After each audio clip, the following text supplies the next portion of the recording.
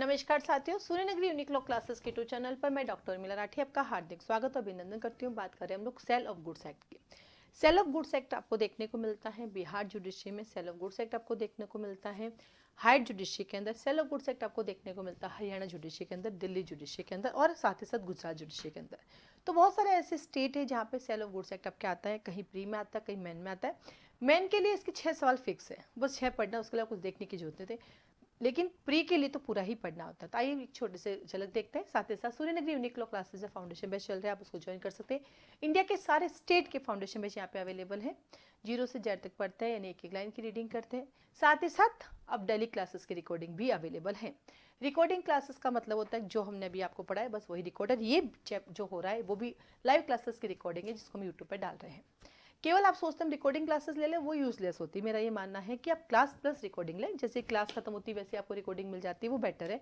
Only recording आप ले सकते हैं, मैं मना नहीं करूँगी, क्योंकि वैसे लाइव पढ़ा रही वही रहेगा। क्लास के दौरान हम जो भी बात करते हैं, मजाक करते हैं, जोक सुनाते हैं, वो भी आपको साथ साथ गिफ्ट में मिलेंगे। तो वो क्लासरूम जैसा क्लासरूम ही लगेगा। लेकिन होता क्या बेटा, जब आप ऑनली रिकॉर्डिंग लेते हैं तो आप रोज़ नहीं पढ़ पाते हैं, कभी 3 दिन छूट जाता है, कभी 4 दिन। लेकिन आप क्लास प्लस रिकॉर्डिंग में बैठते हो तो आपको ज़्यादा फायदा मिलता है। एटलीस्ट आप क्लास में बैठ गए, हाँ ठीक है, आप एक फीमेल हैं, एक माँ हैं आप, ठीक है, एक पत्नी है, तो उसमें आप काम करते करते मुझे सुन सकते हैं, बाद में रिकॉर्डिंग दोबारा देख सकते हैं। ठीक है, तो दोनों हो गए, लाइव में बैठ गए और रिकॉर्डिंग भी देख ली। लेकिन ओनली रिकॉर्डिंग वाले स्टूडेंट्स को मैंने देखा है कि आज तो पढ़ लिया, कल पढ़ लिया, फिर 4 दिन गायब हो जाते हैं। तो इसलिए मैं, देखो मुझे तो फीस दोगे आप, चाहे रिकॉर्डिंग लोगे चाहे लाइव प्लस रिकॉर्डिंग ले रहे हो, क्योंकि वो तो क्लास वही मिल रही है। लेकिन फिर भी मैं आपसे ये कहूँगी कि आप अगर रिकॉर्डेड लेक्चर लेते हो तो क्लास में भी बैठे। ठीक है, चलिए। तो फाउंडेशन में इसकी रिकॉर्डिंग अवेलेबल है। रैपिड रिवीजन कोर्सेज जो कोर्स कंप्लीट हो गए उसके तो सिर्फ रिकॉर्डिंग ही मिलेगी, उसकी क्लासेस नॉट अवेलेबल नहीं रहेगी। तो आइए बात करते हैं सेल ऑफ गुड्स एक्ट की। The sale of goods act 1930 है, ठीक है। और यहाँ पे जो है टोटल चैप्टर कितने हैं आपके पास, तो आप देख सकते हैं टोटल चैप्टर है इसके पास 7, टोटल सेक्शन 66 है। कमिसमेंट इसका 1 जुलाई 1930 को हुआ है। कब आया? 1 जुलाई 1930 को है। 1 जुलाई को और बहुत सारे कानून आपके आए। आपके टीपी एक्ट जो है वो भी 1 जुलाई को है, आपका इजमेंट एक्ट है वो भी आपका 1 जुलाई को है। तो बहुत सारे कानून है। और एक्सटेंड इसका पूरे इंडिया में है। कब से पूरे इंडिया में हो गया अब इसका एक्सटेंड? 31 अक्टूबर 2019 से। और इस पर सिग्नेचर डेट क्या है देखेंगे, 15 मार्च 1930 इसकी सिग्नेचर डेट है। ठीक है, अब सवाल ये आया, ये सेल ऑफ गुड्स एक्ट आया कहाँ से है? तो ऑब्लिक करके लिखो, ये सेल ऑफ गुड्स एक्ट आपका आया है आपका कॉन्ट्रैक्ट एक्ट से। कहाँ से आया बेटा? ये आया आपके पास कॉन्ट्रैक्ट एक्ट से। कहाँ से आया? आपके कॉन्ट्रैक्ट एक्ट से।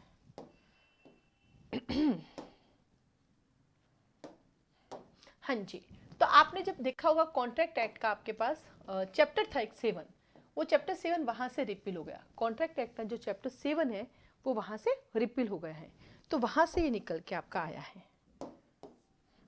ओके, देन आता आपके पास चैप्टर नंबर 1 कहता है मैं आपका प्रीलिमिनरी हूँ, मैं 1, 2 का 3 हूँ। चैप्टर 1 जो है वो आपको डेफिनेशन क्लोज बताएगा, डेफिनेशन में क्या क्या है, सेलर कौन होता है, परचेजर कौन होता है, उन सब के बारे में बात करेंगे। सेल ऑफ गुड्स एक्ट की सबसे अच्छी खासियत है यहाँ पे वर्ड यूज किया गुड्स, यानी मैं सिर्फ मूवेबल प्रॉपर्टी पे लागू होऊंगा, इमूवेबल पे नहीं। इसका मतलब यदि आपको अपना घर बेचना है, जमीन बेचनी है, तो कहाँ जाना पड़ेगा? तो देन आपको जाना पड़ेगा ट्रांसफर ऑफ प्रॉपर्टी एक्ट में। ट्रांसफर ऑफ प्रॉपर्टी एक्ट में भी सेल दिया गया है। कहाँ पे दिया गया ट्रांसफर प्रॉपर्टी एक्ट में सेल? 54 से लेकर आपका दिया गया है 57 तक। तो याद रखना, जब सेल की बात होती है तो you have to sale is movable and immovable. जब मूवेबल के सेल करेंगे उसको बोलते हैं गुड्स, जो कि आपको यहाँ मिलेगा, और जो इमूवेबल है वो आपको टीपी एक्ट में मिलेगा। तो सेक्शन चैप्टर 1 कहता है मैं प्रीलिमिनरी 1, 2 का 3, और चैप्टर 2 कहता है फॉर्मेशन ऑफ द कॉन्ट्रैक्ट। जब मुझे सेल करना है तो मुझे कॉन्ट्रैक्ट को फॉर्मुलेशन करना पड़ेगा। इसका मतलब सेल ऑफ गुड्स एक्ट कहता है कि मेरे साथ साथ आपको कॉन्ट्रैक्ट एक्ट को पढ़ना पड़ेगा, क्योंकि कॉन्ट्रैक्ट वहां करोगे, बेचूंगा सामान मैं यहाँ पर 4 से लेकर 17 तक। देन चैप्टर 3 कहता है effect of the contract, contract का क्या इफेक्ट होगा, जिसको मैंने डिवाइड कर रखा है 2 पार्ट में। आप देखेंगे वहां पर 18 से 30 दिया हुआ है, आप अपने बैरक में देखें, उसके 2 पार्ट में डिवाइड है। पहला कहता है transfer property as between the parties seller and buyer, और दूसरा का ट्रांसफर ऑफ टाइटल। तो यहाँ पे टाइटल का ट्रांसफर भी होता है और आपका गुड्स का भी ट्रांसफर होता है।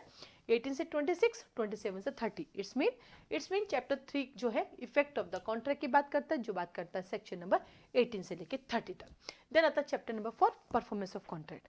ये जो चैप्टर 4 है बेटा आपका परफॉर्मेंस ऑफ कॉन्ट्रैक्ट, ये बहुत सारी जगह पे आपको देखने को मिलता है। आप जाके पढ़ो सेल ऑफ गुड्स एक्ट, वहां पर भी देखना आपको परफॉर्मेंस ऑफ कॉन्ट्रैक्ट मिलेगा। आप कॉन्ट्रैक्ट एक्ट में जाके देखो, वहां पर भी आपको परफॉर्मेंस ऑफ कॉन्ट्रैक्ट मिलेगा। तो जहाँ जहाँ कॉन्ट्रैक्ट से रिलेटेड चीज़ें होंगी वहाँ वहाँ परफॉर्मेंस ऑफ कॉन्ट्रैक्ट आपके पास आएगा, जो बात करता है 31 से लेके 40 तक, 44 तक। अब यहाँ पे एक सेलर होता है, एक बायर होता है। तो चैप्टर नंबर 5 कहता है राइट्स ऑफ अनपेड सेलर। अब अनपेड सेलर कौन होता है बेटा? तो जब सेलर के पैसे ड्यू होते हैं, जैसे मान लीजिए मैं हूँ सेलर, आप है परचेजर, ठीक है, आपके पैसे ड्यू हैं, अभी तक आपने दिए नहीं, तो मैं मानी जाऊंगी अनपेड सेलर, असंत विक्रेता कहते हैं इसको। जो हम बात करते हैं 45 से 54 तक, ये यही चैप्टर वेरी इंपॉर्टेंट है, यहाँ से आपको मैन में क्वेश्चन देखने को मिलता है। तो चैप्टर 1 के अंदर कौन आता है? चैप्टर 1 के अंदर आता है आपके पास प्रीलिमिनरी। चैप्टर नंबर 2 के अंदर आता है मैं कॉन्ट्रैक्ट करूंगा। चैप्टर 3 जो है वो कहता है कि चैप्टर नंबर 3 कहता है कि effect of the contract, transfer of the property at between the seller and buy. Chapter number 4 कहता है आपका कि मैं परफॉर्मेंस ऑफ कॉन्ट्रैक्ट करूंगा। चैप्टर 5 कहता है अनपेड सेलर के क्या क्या राइट्स होते हैं ना। आता आपके पास चैप्टर नंबर 6। चैप्टर 6 कहता है ब्रीच ऑफ कॉन्ट्रैक्ट के लिए मैं सूट लाऊंगा, suit for breach of the contract 55 से 61। ये टाइटल भी आपके लिए कोई नया नहीं है, क्योंकि ब्रीच ऑफ कॉन्ट्रैक्ट हम पढ़ते हैं कॉन्ट्रैक्ट एक्ट के अंदर चैप्टर 6, ये भी 6 है वो भी 6 है, और वहाँ पे सेक्शन दिए हुए 73 से लेकर 75 तक। तो आता है 55 से 61। और चैप्टर 7 कहता है मिसलेनियस, सब कुछ खत्म, अब कुछ हमारे पास बचा ही नहीं है। तो टोटल मिला के इसके अंदर सिर्फ 7 चैप्टर है, 66 सेक्शन है, छोटा सा है। और आपके फायदे का ये है कि प्री में आप आराम से, जो हरियाणा जुडिशरी का भी एग्जाम होने वाला, प्री में आराम से इसके क्वेश्चन बटोर सकते हैं। और रही बात रिसेंट जजमेंट की, तो वो तो आप मंथली बहुत सारे ऐसे वॉल्यूम चलते हैं जिसमें आप रिसेंट जजमेंट देख सकते हैं, वहाँ पे आपको उसको मिल सकता है। बाकी डायरेक्ट क्वेश्चन आते हैं। तो जब भी आपको सेल ऑफ गुड्स एक्ट पढ़ना है, जिस स्टेट के लिए आप पढ़ना चाह रहे हो, तो पहले काम करो, उसके प्रीवियस ईयर के पेपर देख लो, सेल ऑफ गुड्स एक्ट में क्या क्या है उसके अकॉर्डिंग पढ़ सकते हो। और हमसे पढ़ने के लिए आप सूर्यनगरी यूनिक लॉ क्लासेस के फाउंडेशन बैच को ज्वाइन कर सकते हो, आप रैपिड रिविजन बैचेस को ज्वाइन कर सकते हो, वहाँ पे आप पढ़ सकते हैं। तो ये सेल ऑफ गुड्स एक्ट याद बस इतना सा रखना है कि मूवेबल प्रॉपर्टी यानी जो गुड्स होता है वो आएगा सेल ऑफ गुड्स एक्ट में, और इमूवेबल प्रॉपर्टी का सेल जो हो जाएगा आपके टीपी एक्ट में। ठीक है, तो क्लासेस को रिलेटेड कोई भी जानकारी चाहे कॉल मैसेज कर सकते हैं।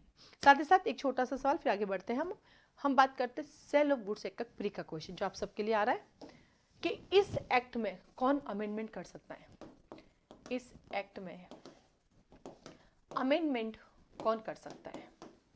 Number A state government, number B central government, number C proper government समुचित सरकार, और number D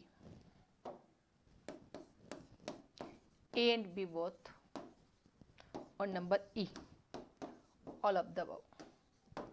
cell of goods act में अमेंडमेंट कौन कर सकता है? A state government, B central government, C appropriate, proper इसको लिख दो एप्रोप्रिएट गवर्नमेंट, एप्रोप्रिएट वो ज़्यादा जमेगा, एप्रोप्रिएट गवर्नमेंट समुचित सरकार, ठीक है। और नंबर डी आता है ए एंड बी, और लास्ट आता है ऑल ऑफ द अबव।